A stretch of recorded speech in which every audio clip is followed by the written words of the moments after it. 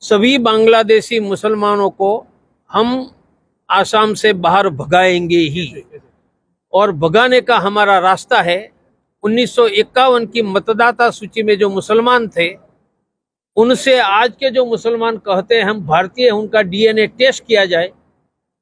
जिन मुसलमान का डीएनए 51 के मुसलमान मतदाता के वंशजों से मिलेगा वो भारतीय, बाकी सबको पकड़कर बांग्लादेश भेज दिया जाए, और नहीं जाते हैं उनको बांग्लादेश जाने वाली नदियों में वहां पहुंचा दिया जाए। असम के मुख्यमंत्री हिमंता बिस्वा शर्मा क्या हिंदुओं के लिए काम कर रहे हैं?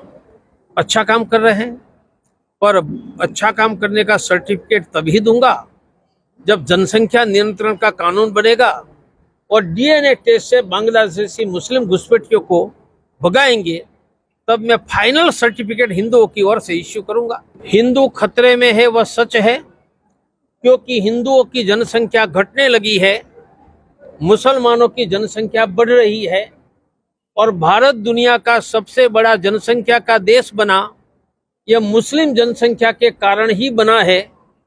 तो बढ़ती हुई मुस्लिम जनसंख्या से ही हिंदुओं को खतरा है। हिंदुओं को खतरा है। हम चाहेंगे कि जनसंख्या नियंत्रण का कानून दिल्ली में और आसाम में बने, तभी हिंदू सुरक्षित रहेगा। एनसीपी ने छात्र चुनाव में आसाम में और यहाँ बहुत बड़ा विजय प्राप्त किया है।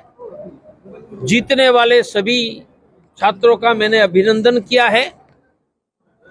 राष्ट्रीय छात्र परिषद की 4 मांगे हैं: सस्ती शिक्षा, गुणवत्ता युक्त शिक्षा, शिक्षा के बाद रोजगार और शिक्षा के साथ रोजगार। यह 4 मांगों को लेकर राष्ट्रीय छात्र परिषद देश में आगे बढ़ रही है और बड़ी मात्रा में छात्र उनसे जुड़ रहे हैं। अब पूछिए आपको। आपने भाषण में जिक्र किया है कि हिंदू खतरे में है, बीजेपी हिंदू को सुरक्षा नहीं दे रहा है। हिंदू खतरे में है वह सच है, क्योंकि हिंदुओं की जनसंख्या घटने लगी है, मुसलमानों की जनसंख्या बढ़ रही है, और भारत दुनिया का सबसे बड़ा जनसंख्या का देश बना यह मुस्लिम जनसंख्या के कारण ही बना है। तो बढ़ती हुई मुस्लिम जनसंख्या से ही हिंदुओं को खतरा है। सुरक्षा नहीं दे पा रहा है।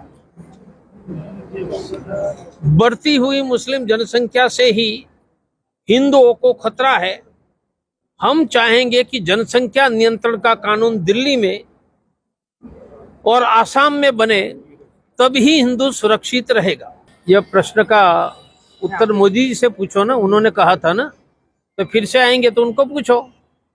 मैंने तो कहा था सभी बांग्लादेशी मुसलमानों को हम आसाम से बाहर भगाएंगे ही, और भगाने का हमारा रास्ता है 1951 की मतदाता सूची में जो मुसलमान थे उनसे आज के जो मुसलमान कहते हैं हम भारतीय हैं, उनका डीएनए टेस्ट किया जाए।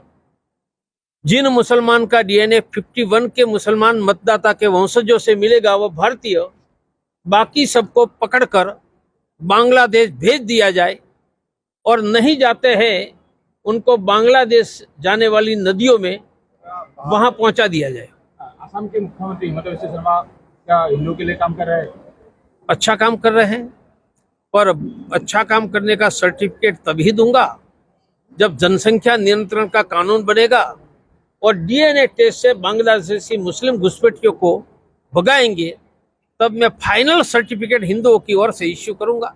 अभी कुछ दिन पहले असम के मुख्यमंत्री ने बहुत सारे शराब की दुकान परमिशन दिया हुआ है, इससे हिंदुओं का खतरा नहीं हुआ? मुझे उनके बारे में कुछ भी नहीं कहना है।